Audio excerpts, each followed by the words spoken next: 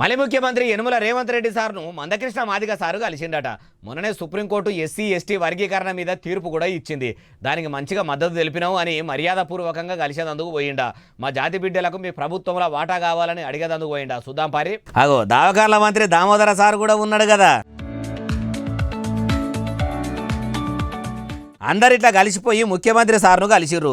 అయ్యా సీఎం గారు, జర మీరు సుప్రీంకోర్టు ఎస్సీ వర్గీకరణ రిజర్వేషన్ తీర్పును తెలంగాణ రాష్ట్రంలో కూడా అమలు చేస్తే మంచుకూడదని అన్నాడు కావచ్చు. అన్నాకిష్టన్నా నువ్వు అడుగుడు ఏంది, నేను చేయకపోవుడు ఏంది, నువ్వన్నట్టే రాష్ట్రంలో ఎస్సీ వర్గీకరణ కానూను అమలు చేస్తా. నువ్వు రందివడకు నా గురించి నీకు తెలియందాయే, నీకోసం ఎంత చేయలే మర్చిపోతివాయే అని సీఎం సార్ కూడా అనొచ్చు. కానీ చూసినరా, రాజకీయం లీడర్లు అంటే లీడర్లే కదా, ఎప్పుడు ఎట్లా మాట్లాడతారో తెలియదు.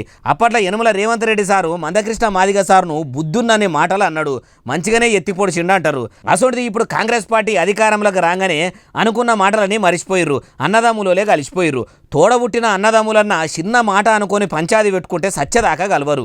కానీ రాజకీయం లీడర్లు అట్లా కాదు, మైకుల ముంగట ఓతీరు, మైకులు లేనప్పుడు ఓతీరు ఉంటారు. మందికి చూడ పొట్టు పొట్టు తిట్టుకున్నట్టు ఉన్న లీడర్లు వాళ్ళింట్లో దావత్ అయితే వీళ్ళు పోతారు, వీళ్ళింట్లో పండుగ అయితే వాళ్ళు వస్తారు. ఇటొచ్చి పరిశాన్ల పడేది, పగలు పెంచుకునేది వాళ్ళను నమ్ముకున్న కార్యకర్తలే అంటుర్రు ఈ ముచ్చటి నొల్లు.